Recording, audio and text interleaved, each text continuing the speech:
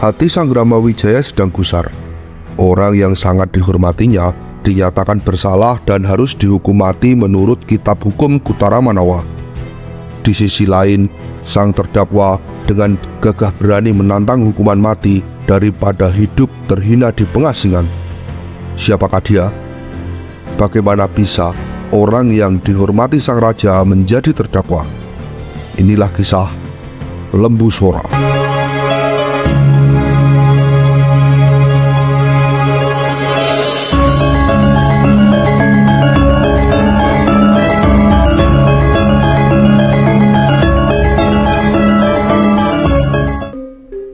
Sebelum lanjut ke kisah pemberontakan Lembu Sora, sebaiknya kita harus tahu dulu sumber sejarah yang akan kita gunakan untuk membuka kisah ini. Negara Kertagama sebagai sumber sejarah primer Majapahit tidak banyak membahas tentang kisah Lembu Sora.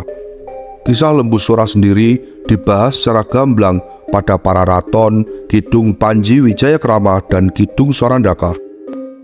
Kematian Lembu Sora menurut para raton terjadi pada tahun 1300 yang diuraikan panjang lebar dalam Kidung Sorandaka dan Panji Wijayakrama. Menurut para raton, kematiannya terjadi pada pemerintahan Jayanegara, sedangkan menurut Kidung Sorandaka terjadi pada pemerintahan Raden Wijaya. Dalam hal ini, pengarang para raton kurang teliti, karena menurut negara Kertagama, Jayanegara naik tahta menggantikan Raden Wijaya baru pada tahun 1309. Para raton mengisahkan Lembu Sora ikut mengawal langsung Raden Wijaya sewaktu menghindari kejaran pasukan Jayakatwang pada tahun 1292. Kidung Panji menyebutkan Lembu Sora digambarkan sangat serius melindungi keselamatan Wijaya dan keluarganya dari kejaran tentara Kadiri. Bahkan, Sora juga bersedia menggendong istri-istri Wijaya saat menyeberangi sungai dan rawa-rawa. Dalam Kidung Panji dijelaskan, Wijaya sangat mempercayai Lembu Sora. Dedikasi Sora terlihat sejak pertempuran melawan serbuan Jayakatwang, Adipati Gelang-Gelang ke Singasari. Lembu Sora adalah orang yang memberi saran secara cerdik agar serangan balik dilakukan pada malam hari terhadap tentara Gelang-Gelang. Bahkan, Sora juga adalah orang yang pertama menasehati Wijaya agar mau mengungsi ke Madura Timur guna meminta bantuan dan perlindungan kepada Arya Wiraraja. Lembu Sora menyebut bila tetap melakukan perlawanan kepada pasukan lawan ibarat bunuh diri, sebab menyadari jika pasukan dan kekuatan yang dimiliki sama sekali tidak seimbang apabila dibandingkan dengan kekuatan Kadiri waktu itu. Lembu Sora selalu menunjukkan keperwiraan dan kebijaksanaannya, baik dalam taktik peperangan hingga berbagai langkah persiapan mendirikan Majapahit, termasuk inisiatif untuk memanfaatkan pasukan Tartar Mongol untuk menggempur Jayakatwang di Kadiri. Semua ketulusan Sora telah menjadikannya sebagai orang dekat dari Wijaya, raja pertama Majapahit.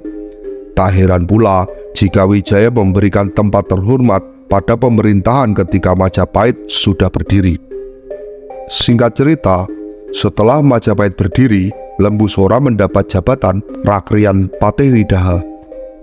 Pada prinsipnya, Lembu Sora menerima dan tidak mempermasalahkan jabatan dan kedudukannya sebagai penguasa di Daha, sebab baginya segala perjuangan ikut mendirikan Majapahit bukan untuk menginginkan jabatan dan kedudukan.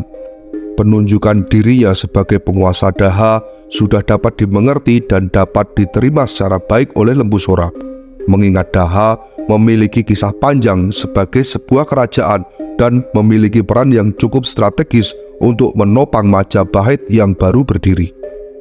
Penunjukan Lembu Sora sebagai Rakrian Patihridaha justru yang merasa tidak terima adalah Ranggalawe, karena yang diangkat sebagai Patih Amangkubumi adalah Nambi.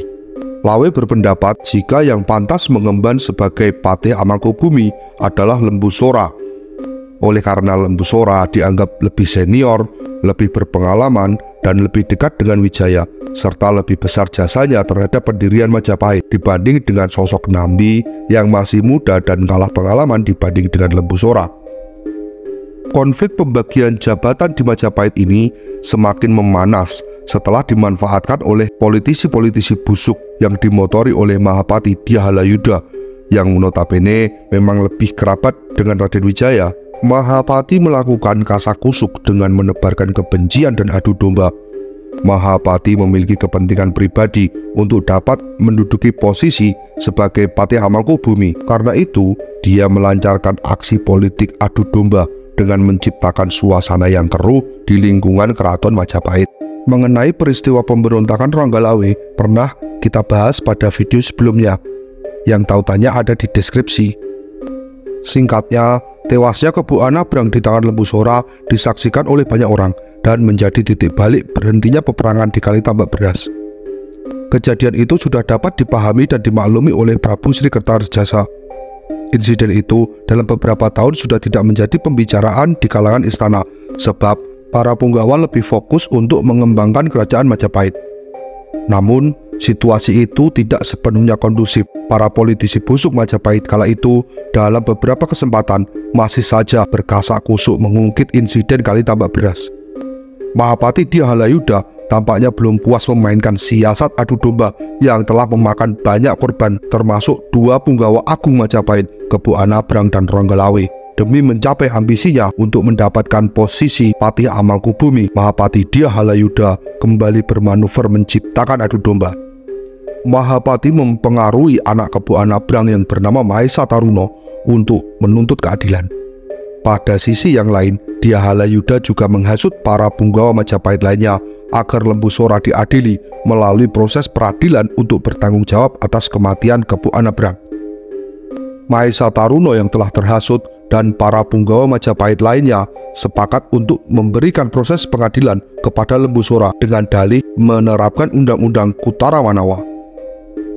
Pada saat itu, Kitab Kutara Manawa Dharma Sastra adalah dasar untuk melaksanakannya proses pengadilan. Menurut undang-undang yang termuat dalam Kitab Kutara Manawa, maka Lembu Sora seharusnya dihukum mati berdasarkan pasal Asta Dusta. Setelah suasana berubah menjadi keruh, selanjutnya Mahapati melapor kepada Raja Wijaya bahwa para menteri merasa resah karena raja seolah-olah melindungi kesalahan Lembu Sora dan tidak memberikan keadilan bagi keluarga Kebu Anabrang. Atas laporan dari Mahapati Dyahalayudha, maka Prabu Sri Kertaredjasa menjadi tersinggung karena dituduh berlaku tidak adil. Selanjutnya, Sang Prabu menerapkan hukuman, yaitu memberhentikan Lembu Sora dari jabatannya sebagai Rakreyan Patihidaha sambil menunggu keputusan lebih lanjut. Mahapati Dyahalayudha memang adalah politisi busuk yang pandai menjilat. Pada suatu kesempatan dalam Sinewoko Agung segera mengusulkan kepada Prabu Sri Kertaredjasa di hadapan para punggawa lainnya supaya Lembu Sora jangan sampai dihukum mati mengingat jasa-jasanya yang sangat besar terhadap Majapahit. Atas usulan Halayudha, maka Sri Kertaredjasa mempertimbangkan keadilan dan memberi hukuman kepada Lembu Sora berupa hukuman pembuangan ke Tulembang. Setelah itu, Mahapati menemui Lembu Sora di rumahnya untuk menyampaikan surat keputusan raja. Setelah membaca surat keputusan itu, Lembu Sora menjadi sangat sedih. Sora kepada Dyahalayudha menyampaikan akan ke kota raja menghadap Sang Prabu untuk meminta ganti hukuman mati saja. Baginya, hukuman mati jauh lebih terhormat daripada hukuman pembuangan ke Tulembang, yang berarti harus meninggalkan tanah airnya. Mendengar permintaan Sora, selanjutnya Mahapati menemui Nambi dengan memberikan informasi hoax yang menyebutkan jika Lembu Sora akan datang ke Kedaton Majapahit untuk memprotes keputusan raja. Patih Nambi dihasut sedemikian rupa oleh Dyahalayudha yang pada pokoknya kedatangan Lembu Sora adalah untuk membuat kekacauan karena tidak puas atas keputusan raja. Setelah Patih Nambi terhasut, selanjutnya Halayudha mendesak Prabu Sri Kertaredjasa agar memberikan izin kepada Patih Nambi untuk mempersiapkan pasukan khusus untuk menghadang Lembu Sora ketika hendak membuat kerusuhan di istana. Pada akhirnya 5 warsa setelah insiden Kali Tambak Beras, selanjutnya pada tahun 1300, Lembu Sora yang didampingi oleh Gajah Biru dan Juru Demung datang ke kota raja, bermaksud untuk menghadap Sang Prabu Kertaredjasa guna meminta secara baik-baik untuk penggantian hukuman dari hukuman buang ke Tulembang menjadi hukuman mati. Bahkan Lembusora siap mati di tangan Mahesa Taruno, anak dari Kepu Anabrang. Belum sempat menghadap Sang Prabu, Lembusora sudah dihadang para prajurit dan dilarang masuk ke bangunan istana. Keributan pun terjadi hingga tiba-tiba beberapa prajurit langsung menyerang dengan membabi buta.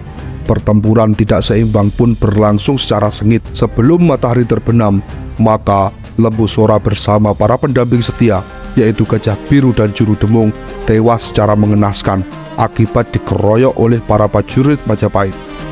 Darah Lembusora telah membasahi halaman istana Majapahit. Istana yang dulu berupa alas hutan yang banyak tumbuh buah maja yang rasanya pahit. Istana yang dibangun dengan tetesan air mata, tetesan keringat, bahkan tetesan darah dalam sebuah perjuangan yang mengharu biru. Darah Lembusora yang tercecer di halaman istana Majapahit telah menimbulkan kesedihan yang teramat dalam bagi Sri Kertarajasa dan seluruh punggawa kerajaan Majapahit. Nasi sudah menjadi bubur. Lembusora, sang pahlawan agung Majapahit, kini sudah menjadi jasad. Untuk menghormati segala jasa-jasa besarnya pada Majapahit, Prabu Sri Kertarajasa memerintahkan sebuah upacara kenegaraan Majapahit dalam prosesi kremasi pembakaran jasad Lembusora. Kisah hidup heroik dari Lembusora diabadikan dalam Kidung Sorandaka, para raton, hingga negara Kertagama. Lembusora adalah pahlawan agung yang sangat berjasa bagi Majapahit. Lembusora adalah kesatria yang jujur, berintegritas, dan sangat mencintai tanah airnya. Lembusora mengajarkan kepada kita bahwa mencintai negara haruslah mutlak tanpa rasa pamrih. Pengorbanannya yang besar pada saat pendirian Majapahit tidak menjadikannya manusia yang haus akan pamrih kekuasaan. Meski dia seharusnya dapat jabatan yang lebih tinggi, tapi menurutnya pengabdian untuk negara bisa dari mana saja, tidak perlu kedudukan yang tinggi, bahkan rakyat biasa pun bisa mengabdi untuk negaranya. Sebagai apapun peran kita dalam negara, jika kita menjalaninya dengan baik, maka bisa disebut pengabdian untuk negara. Dari kisah Lembusora juga mengajarkan kepada kita bahwa politik adu domba memiliki efek yang sangat menghancurkan. Politisi-politisi busuk seperti Mahapati pada era sekarang juga menggunakan cara yang sama. Adu domba, menghalalkan segala cara untuk mencapai tujuan meskipun harus menghadirkan perpecahan sesama anak bangsa. Karena bagi mereka tidak peduli negara hancur seperti apa, yang terpenting adalah mereka dan golongannya. Terlebih pada musim kampanye seperti sekarang, politisi berlomba-lomba untuk mendapatkan kekuasaan apapun caranya. Mereka tidak peduli menjadikan rakyat sebagai korban dari ambisinya.